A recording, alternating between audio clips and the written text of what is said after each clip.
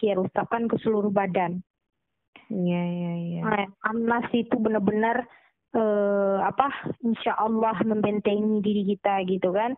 Jangan anggap surat itu yang membentengi, tapi Allah yang kasih kita perlindungan dengan perantara surat itu. Jadi ain ini bahaya ya, penyakit ain itu bahaya ya? Sangat bahaya, bukan bahaya kali, sangat bahaya. Jadi kata Rasulullah, berapalah kata Rasulullah itu ya, setengah dari umatku mati akibat ain. Itu Rasul yang bilang tuh, bukan orang biasa, bukan ulama, bukan ustadz. Rasulullah sendiri yang bilang, banyak dari umatku nanti akan mati terkena ain. Gitu. Jadi matinya itu bukan karena sakit, bukan karena ain, itu kan bahaya. Jadi kita harus bentengi diri kita. Nah, karena penyakit hati, Mama kan pernah ceramah tentang penyakit hati, iri dan dengki. Nah, itu tuh ain itu. Orang yang menyebarkan iri dengki itu kepada si yang diirinya itu kena ain. Oh iya. Jadi makanya iri dengki itu nggak usah lah. Kita sama-sama lindungi saudara kita. Nggak usah iri dengki. Masing-masing kita punya kelebihan dan kekurangan. Orang pun begitu. Dia punya kelebihan dan kekurangan. Buat apa kita iri dengki? Kelebihan kita tidak ada di orang lain. Orang lain pun tidak memiliki kelebihan kita gitu. Iya. Jadi jalani aja sebagaimana mestinya. Syukuri apa yang kita punya. Ikhlaskan apa yang nggak ada punya, sabar gitu kan, daripada iri dengki itu. Jadi definisi ain itu sebenarnya apa sih gitu? Definisi Ain penyakit mata, penyakit hati, apa yang dilihat menimbulkan iri dan dengki, itulah orang yang terkena, orang yang maksudnya gini, jangan Ica, ada ibu-ibu ini melihat si ibu lain punya gelang, punya rumah mewah, punya suami yang romantis. Ibu yang B ini iri sama ibu A nih karena punya semuanya. Nah, ibu inilah yang menyebarkan ain kepada ibu A ini yang suaminya romantis kaya raya ini. Nah, melalui matanya. Jadi makanya ain gitu kan, ainul. Mata gitu kan, penyakit hati yang dilihat melalui mata, apa yang dilihatnya dia menimbulkan iri dan dengki, orang tuh terkena ain. Jadi yang mengimbasnya yang kenanya sebenarnya ini penyakit ya ibu A sakit gitu.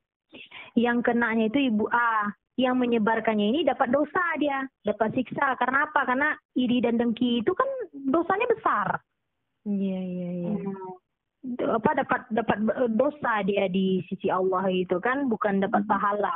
Jangan sangka dia nggak kena ini, hidupnya nggak tenang, iri dengki. Ya gimana lagi? Nih Ca, misalnya nih, kita nggak ada berniat, misalnya kita posting foto, kita nggak ada berniat untuk manas-manasin orang, tapi orang aja terpanas. Kenapa sih kita bisa jadi kena ainnya? Iya, karena kita pancing gini, misalnya kalau foto biasa sih nggak apa-apa, tapi misalnya kita tuangkan dalam bentuk caption atau dalam bentuk tulisan, misalnya gini, istriku, kamu setiap hari masakkan untukku masakan enak, kamu ngurus anak-anak kita, kamu baik sekali istriku, nggak ada istri selain kamu lagi yang paling cantik, paling baik, paling rajin, nah gitu contohnya. Ketika ada laki-laki lain baca tulisan Pak suami ini, istri dan balah bantu buru modeko. Si bapak ini yang muji-muji istrinya tuh, istrinya bisa jadi kena ain. Oh iya. Nah gitu, jadi istrinya nggak salah apa-apa, jadi makanya kita harus melindungi keluarga kita. Foto mungkin biasa aja, foto aja. Tapi kita nggak usah, banyak tuh orang terlalu melebay-lebaykan, bahkan ada tuh namanya, jangan disebutkan namanya kan, dia membanggakan istrinya. Ya semua suami banggakan istrinya, tapi kalau di zaman era media sekarang, kalau kita banggakan gitu, orang banyak iri. Oh, aku nggak punya kayak dia, aku nggak punya anak yang seperti dia, aku nggak punya suami kayak dia, suami dia tuh ganteng, suami dia tuh kaya raya, suami dia tuh begini baik kepada istrinya, sering bantu istrinya. Nanti suaminya tuh bisa kena ain itu. Oh iya. Gitu. Jadi kita harus lindungi aja. Mau foto-foto biasa aja. Banyak media sekarang kita gunakan untuk hal bermanfaat kan. Ibaratnya gini, kita ada TikTok kan, kata orang TikTok haram ya.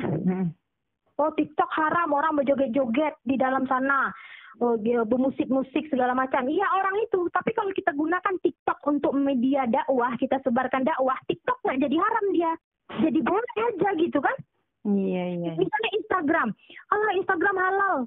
Produk Yahudi, produk ini segala macam. Iya kalau kamu gunakan untuk menyebarkan maksiat. Kalau kamu gunakan untuk media dakwah, kamu syiar di sana, kamu dapat pahala. Iya. Gitu. Jadi misalnya ada orang yang tersentuh gara postingan kamu, amal jariah yang mengalir kepada kamu karena orang mengamalkan apa yang kamu bagikan, kamu share di media sosial kamu sampai mati pahala itu terus ngalir. Gitu. Jadi sekarang ini, zaman ini banyak orang bilang, ini haram, ini haram, ini haram. Iya kalau kamu gunakan untuk sesuatu yang buruk gitu. Nah makanya Ica, kalau dulu kan Ica selfie segala macam ya, namanya juga kita belum tahu ilmunya gitu kan. Kalau kita udah tahu ilmunya, kita amalkan, pahala kita 2. Kita belajar, kita amalkan, pahalanya 2. Tapi kalau kita tahu ilmunya, tapi kita tidak amalkan, pahala kita 1. Bahkan bisa jadi tidak dapat pahala karena kita tidak mengamalkannya. Nah ibaratnya wahallallahu harrama riba gitu kan. Allah telah mengharamkan riba. Kan udah Allah tuliskan dalam Al-Qur'an tuh kan. Nah, kalau ada orang yang masih riba, jatuhnya gimana tuh? Pahala dia atau enggak? Haram kan? Dapat dosa dia kan karena dia udah tahu nih, Allah telah mengharamkan riba bagi kamu kata Allah dalam Al-Qur'an. Tapi dia masih melakukan riba. Dapat dosa dia, bukan dapat pahala. Jadi kita kalau tahu langsung kita amalkan, meskipun sangat berat kemungkinannya gitu. Iya nanti insya Allah Mama akan belajar pelan-pelan untuk meninggalkan itu yang namanya angin, insya Allah. Iya, Ica bangga punya orang tua yang mau diajak belajar gitu kan, orang tua yang enggak baperan lah gitu sedikit-sedikit kita diingatkan. Bukan begitu. Karena kan orang tua udah menyekolahkan kita, terus kita tahu ilmunya. Ilmu ini bukan ilmu dari ulama, dari ustadz, dari apa. Ini memang dari tuntunan Al-Quran dan Sunnah. Apa yang dikatakan Allah, apa yang dikatakan Rasulullah, itulah yang saya sampaikan ke Mama. Sebenarnya kita misalnya, Ica kan ada pernah bilang Mama, apa Mama nih upload foto nih? Nggak pernah Ica gitu kan? Nggak pernah. Ica cuma mengingatkan Mama, ada nama penyakitnya Ain. Jadi Ica pengen Mama berpikir aja. Ica nggak pengen Mama nyuruh-nyuruh Mama gini-gini. Nanti Ica sombong. Nanti Ica sok-sokan. Padahal orang tua kita yang ngajarkan kita berbicara, orang tua kita ngajarkan kita sekolah segala macam. Nah, Ica pengen kasih Mama gambaran aja. Untuk keputusannya itu ada di Mama. Tapi Ica terus mengingatkan. Ica terus mengingatkan sampai Mama tahu apa maksud Ica. Percayalah, kalau misalnya kita udah tenang di sosial media itu, nggak terlalu banyak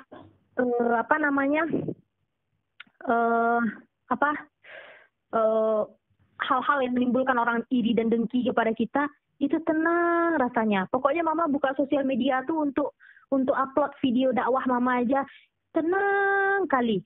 Nggak terlalu fokus kepada komentar orang. Hidup Mama tenang, adem gitu rasanya, nggak ada banyak pikiran. Mama bisa ngaji dengan tenang, gitu. Kalau dulu, Ica nggak pernah khatam Al-Quran ngaji kan. Nah, dulu Ica malas ngaji. Nah, kalau sekarang Ica udah tahu ilmunya, setiap Ica ngaji 1 ayat misalnya gitu kan, 1 ayat aja. Langsung Ica tulis di sebuah buku, misalnya ayat ini menceritakan tentang azab neraka. Ica jabarkan tuh azab neraka tuh apa aja gitu di ayat Al-Baqarah ayat sekian gitu. Jadi kita melekat ilmu Al-Quran itu ke kita gitu. Oh, kita tahu artinya. Nah, sekarang ini kan kita banyak orang yang khatam Al-Quran saja. Baca Al-Quran saja, tapi lupa baca artinya. Lupa, nggak tahu maksud dari bacaan ini apa. Padahal udah ada terjemahan Al-Quran. Iya. Gitu baca, misalnya minimal Rizky juga baca gitu kan, dia masih kecil kan. Adek kalau baca Al-Quran, nggak apa-apa kalau adek nggak mau banyak-banyak, baca minimal 5 ayat, baca artinya juga 5. Jadi dia tahu kata-kata Allah tuh tahu dia artinya. Jadi melekat ke hati dia ketika dia mengingat sesuatu. Oh iya, Al-Quran nggak boleh. Tapi kalau Arabnya aja dibaca kita nggak ngerti.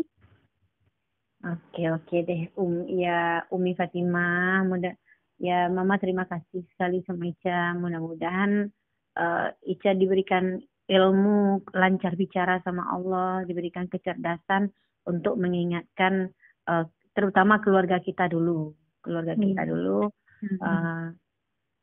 kemudian umat. Itu aja. Mama terima kasih banyak dan tidak sia-sia uang Mama habis untuk nyekolahkan Ica, tidak sia-sia ya. Mama berjuang untuk menjadikan Ica seperti ini. Mama bersyukur. Alhamdulillah gitu kan.